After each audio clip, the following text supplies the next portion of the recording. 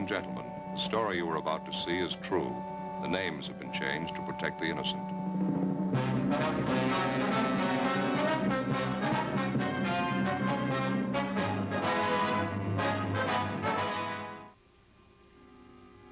This is the city. 2 million taxpayers. They pay firemen to protect them from fire. They pay doctors to protect them from disease. Judges to protect their rights. They pay me to protect them from themselves. I'm a cop.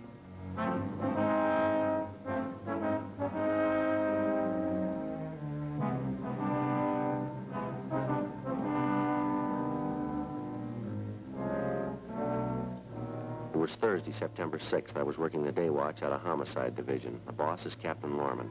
My name's Friday. I checked out of the office and gone home. I received an urgent phone call to report to the San Fernando building, main entrance. I got there as fast as I could. It was an emergency.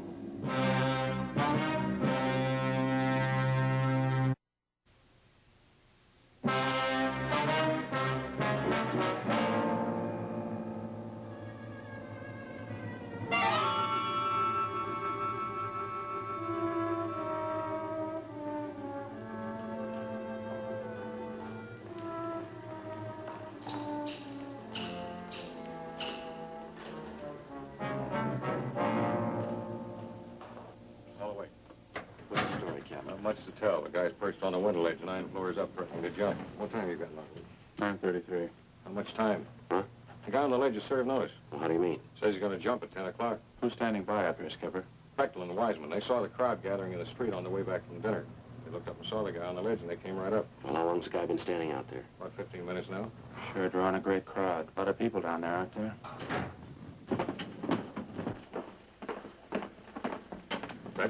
The office is right here. How's it stand now, Beck? Well, he's still out there ready to jump. We got about 22 minutes to figure out how to stop him. Pretty big out on it. I'll let the doctor tell you. Go ahead. Nurse, where did Dr. Turner go? We went down to meet Dr. Reich. He's bringing him right up. This is Captain Lorman, Homicide. Miss Lenahan. I do. How do you Sergeant Friday, Officer Lockwood. Here's how he climbed outside. This window right here. Right now, he's standing on that ledge out there. The ledge is about 14 inches wide. No other windows closer to him? Yeah. The one in the adjoining office there, but it's jammed. Didn't want to break the glass, afraid it might scare him off. Try to talk him out of it, get him back inside? Yeah, we had a turn at it. Wiseman crawled out on the ledge, so did I. He's one of the queerest jumpers I've come across. How do you mean? He got a hammer with him, carpenter's hammer. Whenever you get close to him, he takes a cut at you. Wiseman wasn't looking for it, had to duck fast. He almost went over. No other way to reach him? I double-checked the whole layout. This window's the closest. How about lowering a man from the roof? No, wide piece of cornice up there, big overhang. Put a man down the rope, he'd be hanging 3 feet from the side of the building. Wouldn't come close to the guy. What about this doctor you mentioned, Beck? Figure he can help? That might be worth a try. Miss Lenahan, Yes, Sergeant? you saw it happen. You know better than I do what Dr. Turner's idea is. Would you fill these men in, please? Make it brief. Surely. Well, this man on the ledge, who is he, do you know? Walter Harrison's his name. He's one of the doctor's patients. His sister brought him in for a routine checkup. How old's the man?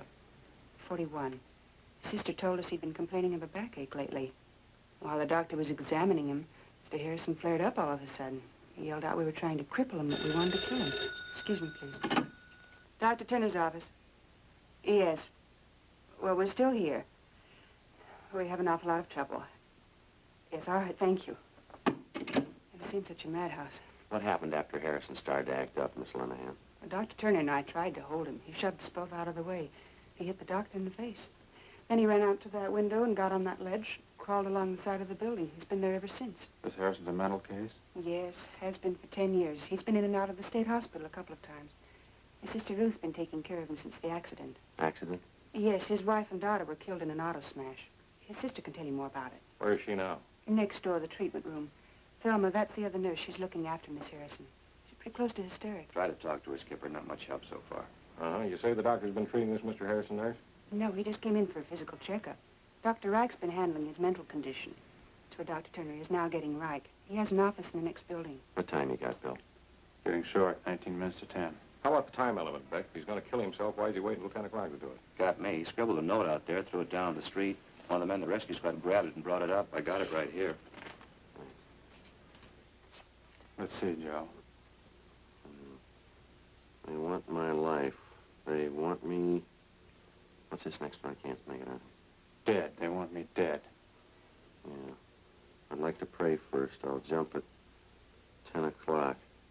I can't make this last thing out, Bill. What's that? Let's see, 10 o'clock. Don't touch my body. Yeah, that's it. Don't touch my body. You saw the man at close range, Beck. What do you think's he serious? I don't know. I'm not even going to guess. How about me going out there and talking to him, Skipper? Might work. Won't do any harm. Ledge is 14 inches wide. If you slip, I don't want to explain to your wife and kid. Well, how about me giving it a try? A jumper case last October, I was on that one. Volunteer to do, Joe. I'm not going to argue. You know the risk. I'll watch it. Bill, you want to stand by at the window here? Yeah, okay. Be careful. Right. Joe. Yeah. Don't forget about that hammer the guy's got. It's just a guess. Yeah, what's that? The guy might want to die. I don't think he wants to do it alone.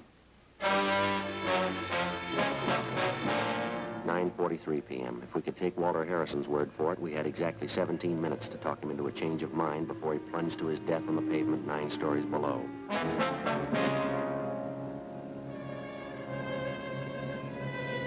I crawled out of the window and started inching my way along the narrow ledge.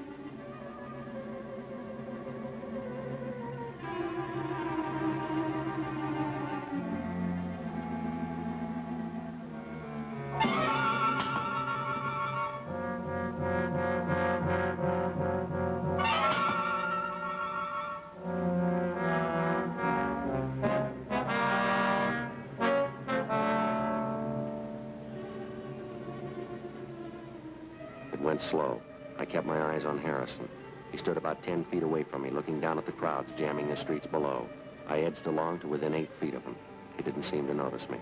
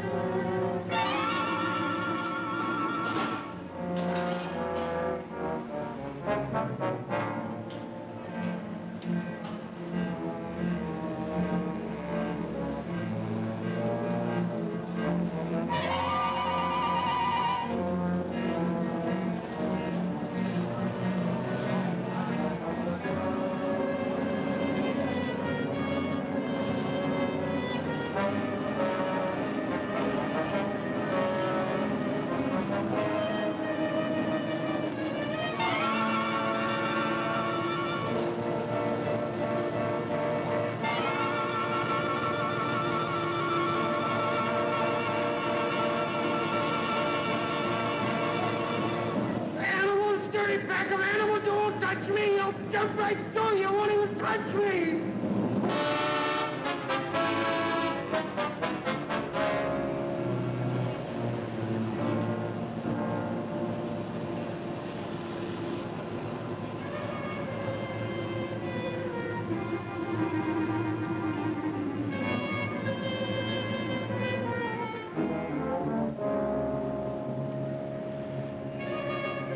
I kept edging toward him. He still didn't seem to notice me. He turned his body a little.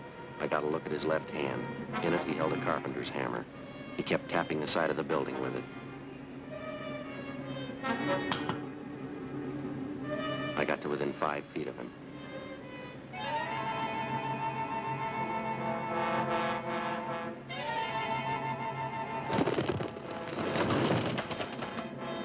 I'm gonna kill you.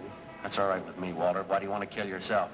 You're only going to hurt people. You don't care about people. You don't care about me. Well, then what am I doing out here? You got it wrong, Walter. A lot of people care about you. They want you back inside. They want you where it's safe. You're another one of those. Want to get your hands on me, want to grab me.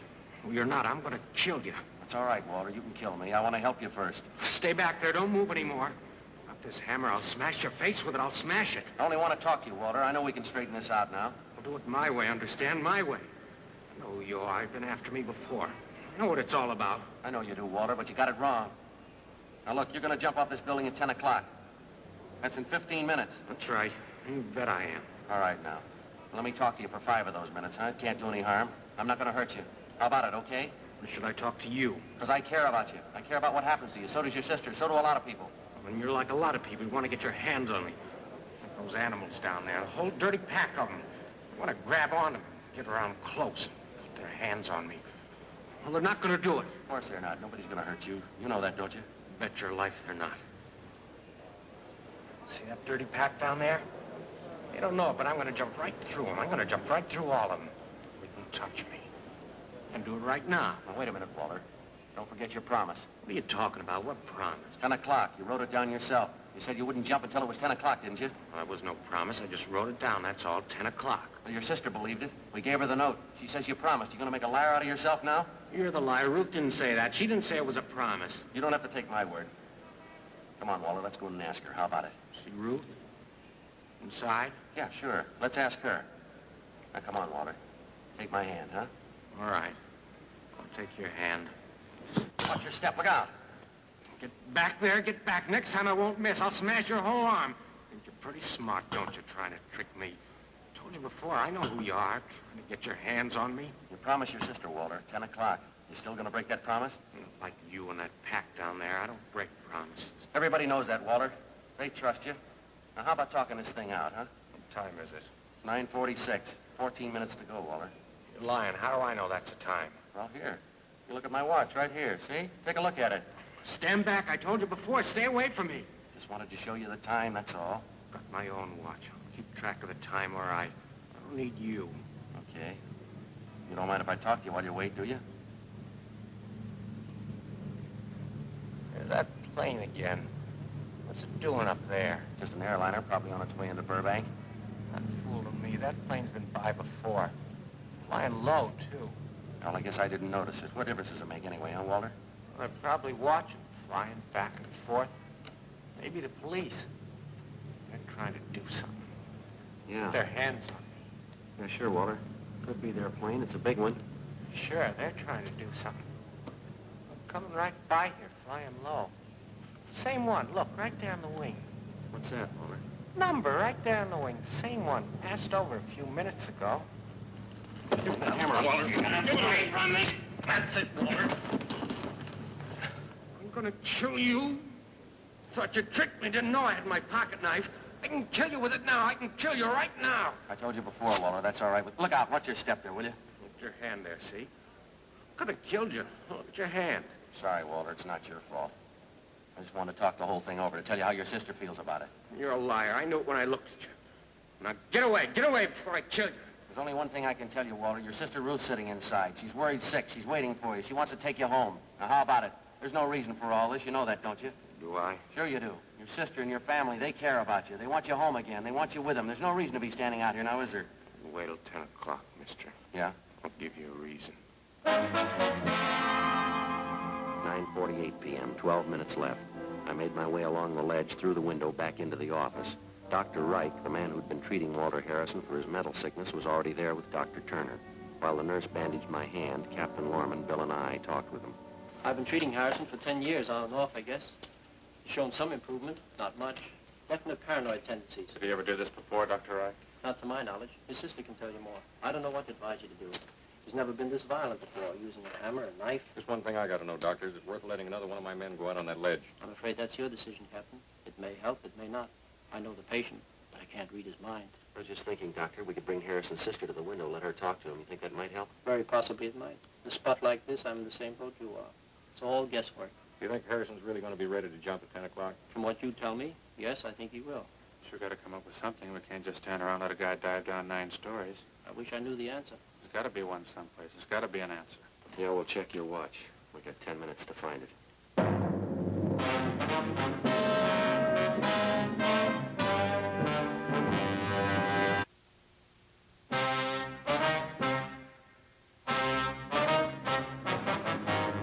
It's the sworn duty of the peace officer to protect the lives of the citizens of the community in which he serves. That isn't always limited to protecting the citizens from criminals and lawbreakers. Oftentimes, the citizen has to be protected from himself. The drunken driver can do as much harm to his own person as he can to others. The same for the narcotic addict. The same for mental incompetence like Walter Harrison. If he was being assaulted, robbed, or shot at by a gunman, it would have been no more serious. Harrison's life was in jeopardy. Trying to save him had to be the first consideration, even if it meant death for one of the officers. 9:50 p.m. Gene Bechtel inched his way out on the ledge of the 9th story and kept Walter Harrison busy talking, anything to keep his mind off the jump. Skipper? Yeah, Lockwood. Just checked with the rescue squad down on the street. They're worried about trying a net. Yeah. They're not guaranteeing anything. How do you mean? Well, they're afraid of those ledges jutting out from the building every other floor. They say if Harrison jumps close enough, he's bound to hit one of them. Yeah. If he does, he'll be dead before he reaches street level. That down there won't do him any good. Nothing we can do about it. Something else we got to hand over to luck. They come up with any ideas? Well, just one sounds like it might work. What's that? They figured like we did. The overhang on the roof is too wide to lower a man directly down on top of Harrison to grab him. Yeah. They think it might work if they get a man in a rope sling, put him out through the window just above Harrison, lower him down as close as possible without tipping it, give him a good line, let him try to rope Harrison. I don't know. They got any candidates to try? Yeah, one. The guy's been on the rescue squad for years, supposed to be an expert with a lasso. I'd do it. I don't know. What happens if he misses Harrison? Who knows what happens if Harrison jumps? Captain Norman, Yes, how's Harrison's sister? feeling better. She'd like to see you right away. Thanks. Where are the men from the rescue squad now? Standing by. Got their equipment with them. Tell them to hang on. I got an idea. Right, Skipper. Right. Miss Harrison, I'm Captain Lorman, the Sergeant Friday. How do you He's still all right, isn't he? They're not lying to me. He hasn't jumped No, yet. no, he's all right. Sit down. I've tried to do everything I could for him, officer. Nursed him 10 years. I thought he was getting better. I've nursed him ever since the accident. Yes, ma'am. When his wife was killed, and baby too. Auto accident. He couldn't get over it. Just never could. Kept thinking about it. Said it was all planned. People were after him. They wanted him dead, too. It was just terrible. I've tried to help him. We haven't got much time, ma'am. Now, can you tell me this? Does your brother still have any strong attachments? I mean, for his family, friends, certain things he might like? Well, I'm the only one who's been close to Walter. No other relatives. I know he trusts me. Nothing else he's attached to? A hobby of some kind? Maybe a household pet? We've got a fox terrier, Chipper. Walter's very fond of Chipper. All right, miss, I'll lay it out for you, and it's got to go fast. We're lucky we're going to have one more chance to grab your brother before he jumps. We'll need all the help you can give us. Anything, officer. We've got some men upstairs, and they're going to make another try to grab your brother off of that ledge. It'll be our last chance. You'll have to hold his attention while we try it. What do you want me to do? An officer will take you in the elevator down to the street. There's a PA system down there, and I want you to talk to your brother. He'll be able to hear you. Sympathize with him. Talk to him about anything, home, family, friends, anything that appeals to him, but keep talking. Keep his mind off jumping, all right? Yes, I think I understand. What time you got, Joe? 5 minutes to 10. Skipper, Joe, can I see you? Excuse us, Miss Harrison. What's the matter? I just got off that ledge in a hurry. He came at me with that knife. You any closer to the window? No, backed off again. Something else. That watch of his? Yeah? He seems to be going by it. It's 5 minutes fast, according to mine. Yeah. He thinks it's 10 o'clock. 9:55 p.m. Metropolitan Division rushed a power megaphone to the scene. Gene Bechtel took Walter Harrison's sister, Ruth, down in the elevator to the street. While Bechtel held the bullhorn, Ruth Harrison started talking to her brother. Word was passed to the special detail of men from the fire department's rescue squad standing by on the floor above. They went to work. Captain Lorman went upstairs to help in the operation. Bill and I waited in the office on the 9th floor. The nurse, Miss Lenahan, was with us. 9:57 p.m. The fireman started to lower the man from the rescue squad in a rope sling. He held a double-strength lasso in his hands. I looked from the window along the narrow ledge. Walter Harrison stood erect and motionless, an open pocket knife in one hand, his feet poised on the brink of a 9-story jump. The voice of Harrison's sister drifted up from the loudspeaker down in the street. Walter? This is Ruth, Walter. Can you hear me? This is Ruth. I want you to come home with me, Walter, please. You've got to understand there's nothing wrong. No one's going to hurt you. We want to help you, Walter, please. There's nothing to be afraid of. You know that, don't you? Come home with me, please. I'll take care of you. I'll see that you're all right and safe. Nobody's going to hurt you, believe me. These people are your friends, Walter. They want to help you. Can you hear me, Walter? They want to help you. They're your friends. You can trust me. Your sister, Ruth. You've got to trust me, Walter. I want to take care of you. I want to take you home to Chipper and all our old friends in the neighborhood. They care about you, Walter. They care about what happens to you. Oh, Walter, you're just mixed up, that's all. Let me tell the truth, Walter, please. Can you hear me, Walter? Sister's doing all right. She's got his attention anyway. It'll finish it sure if he looks up. hope it keeps on. Looks like it might rain, Bill. Was that overcast? No, just smog, Joe. I hope you're right. Rain will make this ledge as slippery as glass. Oh, that's smog. How's Harrison reacting, can you see? Yeah, he's looking down, not moving at all. Keep your fingers crossed.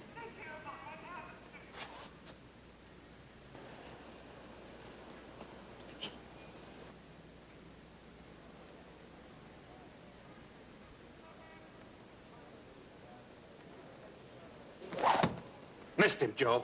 Waller, wait a minute. Harrison! Get away from me! Pull that man up. Pull him out of the way. That does it, a clean miss. See, when he's still on that ledge, I'm going out. Joe, wait a minute. Yeah. It's only a chance. Yeah? Why don't you try to get him mad at you? Say anything, insult him. All right, I'll try. Anything to make him go for you. If you can get him down by this window, I can grab him. If I get him by the window, I'll hold on to him. And when you grab him, lean as close to the building as you can. There's not much to lean on the other way, is there?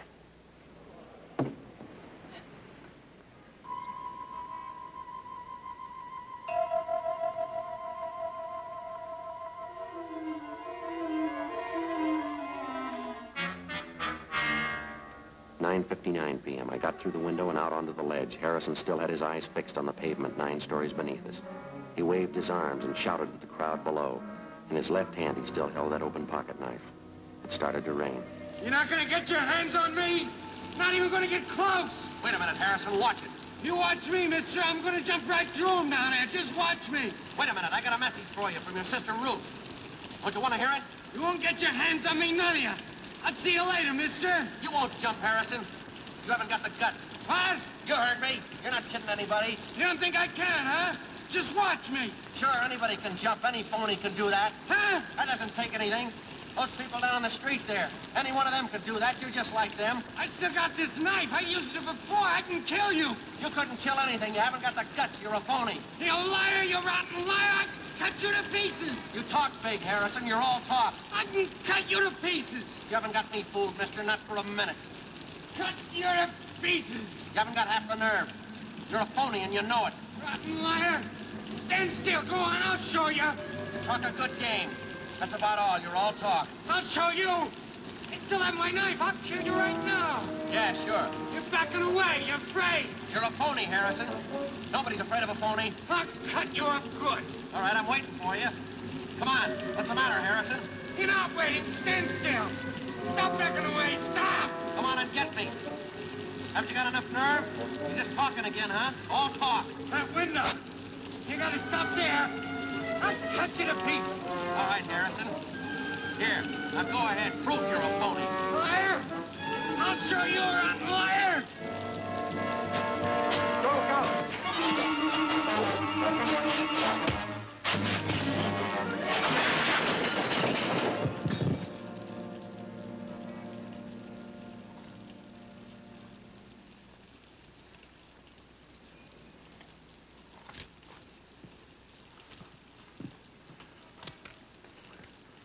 Rough one, wasn't it?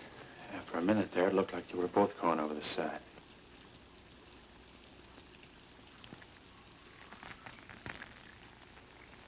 Smog.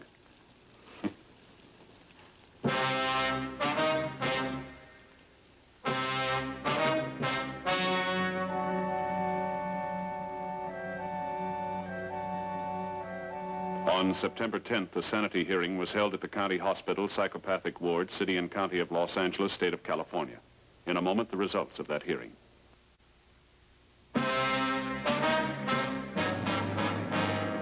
The patient was examined by 3 psychiatrists appointed by the court and adjudged mentally incompetent.